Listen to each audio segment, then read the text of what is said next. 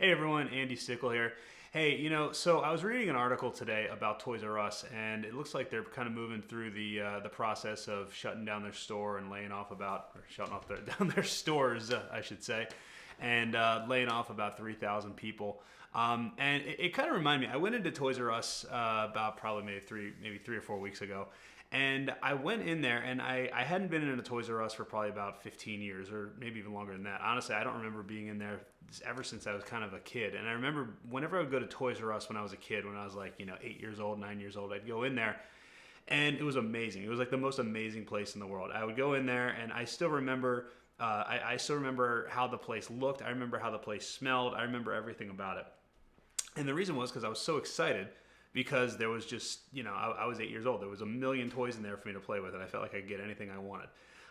So I went in there a couple weeks ago, and now I'm a father. I got 3 kids, and I'm not as excited by toys anymore. But I went in there, and I noticed that it kind of had that same nostalgic feel, and that's not a good thing. What happened is I went in there, and it's exactly as I remember it.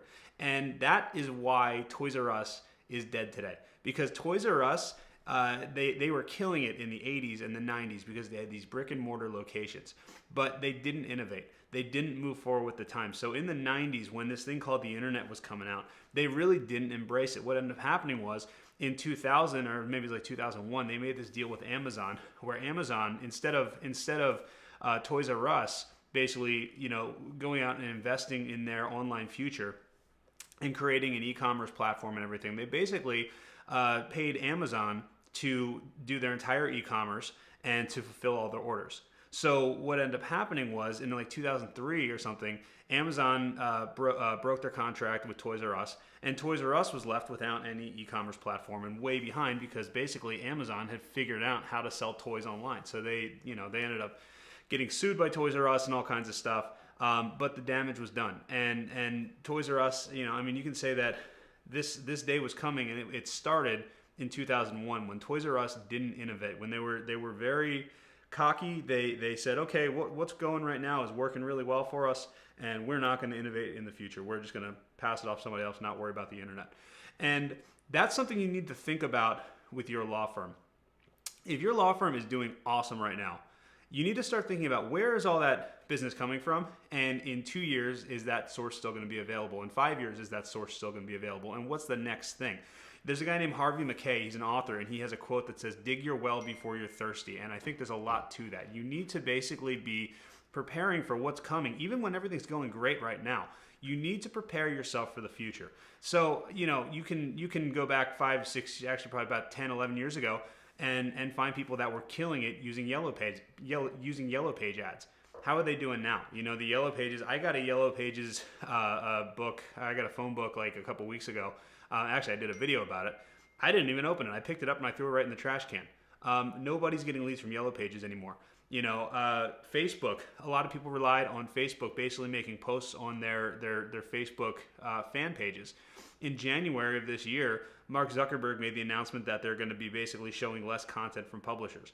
Now, Facebook pages reach like 0.5% of the entire following. It's not even, if you're not paying for Facebook ads, it's not really even worth it to be publishing content on there. Well, not totally, but you're not going to get that reach. You're not going to have the engagement. You're not going to have the reach that you would have had before.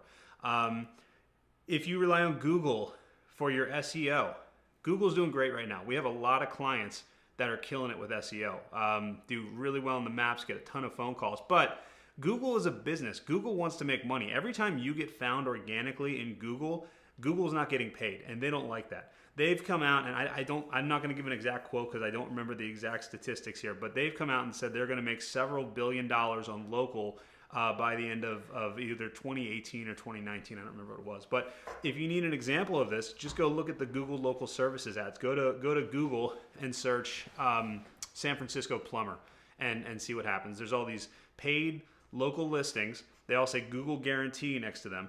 And you're gonna have to. It's gonna end up being pay to play one day. So what you need to do is you need to be putting these things in place. And one of the best things that you can do is start branding yourself on social media. And that's the type of stuff that I'm going to start talking about. Really moving forward with this group.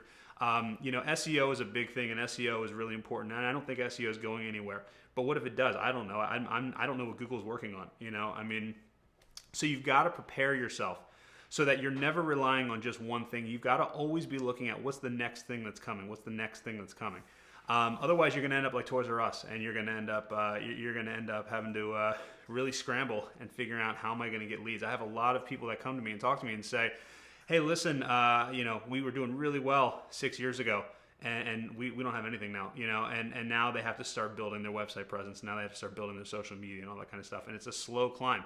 If you can do it, if you can start branding yourself on social media, start creating a brand, start doing all that kind of stuff while things are going good for you, then it's going to be a lot easier when one medium starts going down. If Google decides, okay, we're not going to, let's say the maps are no longer free. Now you're going to have to pay to be in the maps.